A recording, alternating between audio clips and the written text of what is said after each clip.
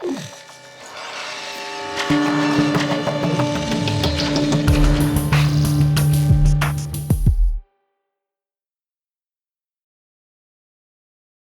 quando eu era mais jovem, eu sempre parei para pensar e sempre me perguntei o que estava acontecendo comigo, qual era o motivo de algumas coisas estarem acontecendo. Não sei se era destino, se era o acaso, se era falta de sorte. E com o tempo, eu comecei a perceber que talvez tudo fizesse parte de um propósito. E eu descobri o que era o meu propósito quando eu me vi diagnosticada com uma doença rara e sem cura. Então, quando eu tinha 15 anos, eu estava ali na frente do médico e ele foi me dar o diagnóstico da lúpus. Ele disse que eu tinha que ter muita força, muita esperança, muita fé, porque eu estava correndo risco de vir a morrer a qualquer momento, então eu tinha que respirar fundo e entender, e aceitar o que estava acontecendo. Eu não me lembro de ter chorado de imediato, o que eu me lembro foi ter pensado, cara, eu não acredito, eu sou tão nova, eu só tenho 15 anos, eu não posso morrer, porque eu não fiz nada. Então, esse não fiz nada sempre mexeu muito comigo. Então, nesse sentido de não fazer nada, e também eram férias no colégio, eu não tinha celular, eu não tinha nenhuma rede social e não tinha contato com meus colegas do colegial. Então, a única coisa que me restava fazer era sonhar. Estava numa cama e o tempo que eu fiquei de férias nesse hospital, eu comecei a planejar e a escrever os meus sonhos. E o que eu fiz? Uma lista imensa de sonhos a ser realizados ao longo da minha vida. Era uma maneira adolescente de tentar enganar essa própria morte, Ou seja, eu só posso morrer depois que eu realizar tudo isso. Eu já tinha uma série de limitações nesse período que eu fiquei hospitalizada e um pouco depois dele. Eu estava numa cadeira de rodas, minha mãe tinha que me levar para cima e para baixo na cadeira, não tinha forças para ficar em pé. Então eu nem sei quanto tempo eu fiquei de cadeira de rodas, eu sei que era horrível, eu odiava estar ali, achava que era uma injustiça, eu tão nova, estar presa. Então, por causa do medicamento também, os meus cabelos começaram a cair, era um filme de terror na vida real. Então, aí fazendo toda essa lista de sonhos e planos, e eu comecei a perceber ao longo dos anos, depois com a melhora da doença, que o meu medo, na verdade, não era de morrer. Porque, inevitavelmente, isso vai acontecer com qualquer um, A gente, querendo ou não, vai todo mundo morrer. Talvez a gente não pense muito sobre isso, mas como eu não tinha outra opção, eu comecei a perceber que o meu medo não era da morte em si. O meu medo era de ser esquecida. Então, para não querer ser esquecida, eu bolava planos mirabolantes de deixar uma marquinha. Nem que fosse só para minha família ou para minha rodinha de amigos, enfim. Bom, eu sempre tive uma relação muito direta com a arte, sempre fiz aula de dança, teatro, enfim. Desde muito pequena, sempre tive esse contato direto, muito próximo. Se a gente parar para pensar, a arte é justamente isso, Quando um artista produz arte, ele quer deixar algo para alguém, ele quer mostrar algo para alguém, ou talvez para o mundo inteiro. E eu percebo hoje que ao longo dessa já fazem 18 anos que eu tenho esse problema de saúde, e eu percebo que ao longo dessa caminhada toda, eu fui me tornando uma produtora cultural. E isso está diretamente relacionado lá no comecinho dos planos, porque o que eu faço hoje é produzir, elaborar, executar. Então, eu tiro o sonho, o meu e de outros artistas do papel e transformo em realidade. Então, de uma maneira resumida, eu faço exatamente isso. Eu sonho, planejo, escrevo, depois eu vou lá e executo. Pensando nisso, eu trouxe 2 projetos para falar de vocês. Um deles é o Museus Virtuais. E o museu tem essa relação de proteger o que foi produzido, o que foi criado muitos anos atrás, e de imortalizar a obra e a história desse artista. Então, como a gente sabe que não é todo mundo que tem acesso aos museus, e aqui em Florianópolis isso é nítido, principalmente nessa experiência toda que a gente teve, o Google ele disponibiliza uma plataforma virtual gratuita, que é o Google Art Project, que basicamente é uma visita guiada numa plataforma de 360 graus aos museus dos 5 continentes. Então, pensando nessa demanda de ofertar o que está lá imortalizado e proporcionar o acesso ao público, a gente criou esse projeto, o que a gente faz? A gente pega literalmente as crianças pelas mãos e leva até esse espaço de imersão. Então, a maioria desses alunos de rede municipal e da estadual, que nunca foram ao museu, quando eles entram naquela sala escura, com uma tela de 9 metros, nesse ambiente totalmente imersivo, principalmente os meninos, eles entram e falam: nossa, que tela irada, queria jogar videogame. E aí começa o nosso arte educador fazendo toda essa condução dessa aula virtual, explicando sobre a obra de arte, sobre a história desses artistas, sobre a história do museu.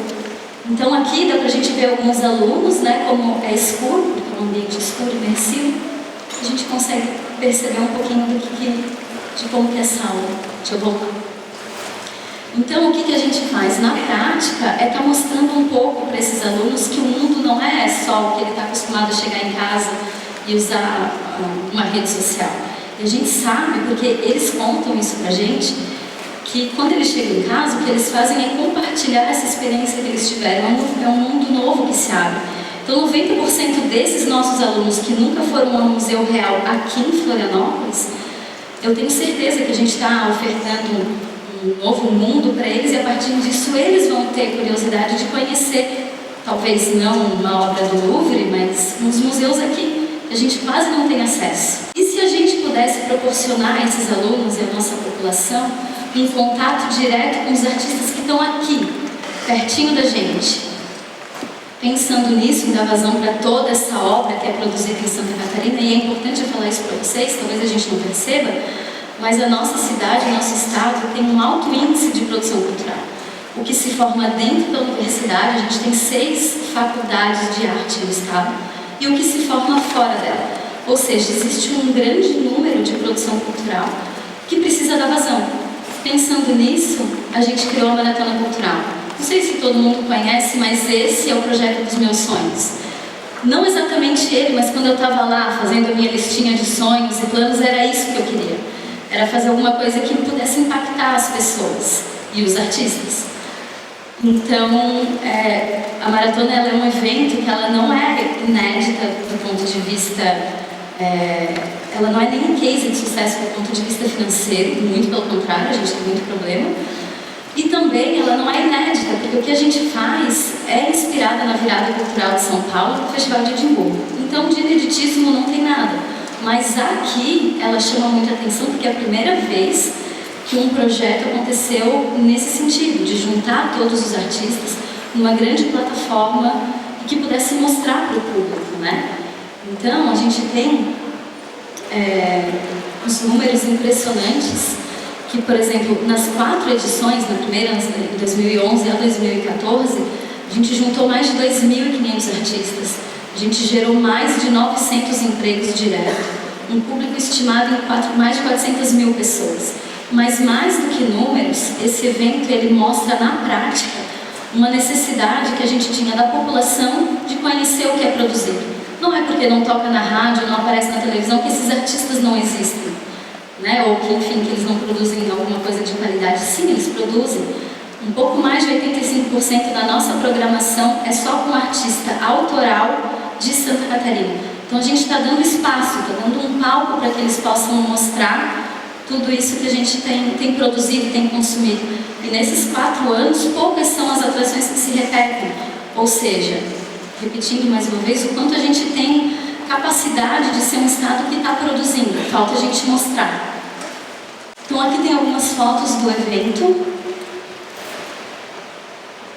E a maratona, ela acontece em vários pontos geográficos da cidade, do norte ao sul da ilha, teatro, música, dança, cinema, artes visuais, tudo ao mesmo tempo. E é impressionante porque a gente tem muito público. E eu lembro que um pouco antes de fazer a primeira edição, em 2011, um pouco antes não, 4 anos antes de fazer a primeira edição, eu já tinha esse desejo de realizar a maratona, eu botava o projeto embaixo do braço, eu ia bater em porta de várias agências, de vários empresários. Ficava sentada na sala de recepção até 2 horas depois eu vim falar que teve um imprevisto, a reunião foi cancelada, eu tinha que voltar e fazer tudo de novo. E quando aconteceu a primeira edição eu fiquei tão feliz. Nossa, vocês não têm ideia de como foi uma realização mais do que profissional, uma realização pessoal, porque as pessoas elas vinham para mim com um sorriso no rosto, agradecendo por ter feito parte dela. E aí, muito emocionada, eu naturalmente chorei e fui correndo para minha psicóloga falando: e agora meu grande sonho se realizou, o que eu vou fazer da minha vida? Lembrando que eu já estava riscando a lista dos meus sonhos. Ela falou: Paula, agora você sonha de novo. Aí você realiza e depois você sonha de novo. E foi isso que eu fiz. Eu realizei várias outras edições, ainda melhores, com uma equipe maravilhosa, cheia de limitações. E o que eu quero dizer para vocês é que não é nada fácil fazer esse evento. Eu sei que falando assim, pode parecer que é o evento mais maravilhoso do mundo, ou quando a gente tem as fotos e tem esses números todos que a faz ser o maior evento multicultural de Santa Catarina, pode parecer uma coisa tão incrível, mas eu juro que quase todos os dias eu tenho vontade de jogar tudo para cima e sair correndo. Eu só não jogo porque sou eu que vou ter que juntar de novo. Então, assim, é muito difícil fazer. Eu tenho vários problemas que a vida adulta me mostram isso. E se eu for parar para lembrar, era justamente isso que eu queria. Conseguir virar adulta, né? Conseguir sobreviver e ser adulta e estar podendo contar isso para vocês. Então, mais do que um projeto, mais do que uma realização de sonho, é poder fazer ele real. Amanhã ou depois eu não vou estar aqui, vocês não vão estar aqui, mas um pouquinho ficou, né? Eu estou podendo trazer isso. E mais do que isso, poder estar comentando e estar contando pela primeira vez essa parte pessoal, vinculado à minha realização profissional, é a realização de um sonho. Porque eu conseguir trazer isso e falar mesmo nervosa e com a mão tremendo, faz eu me lembrar justamente do início da minha palestra, que é: qual é o meu propósito? Obrigada.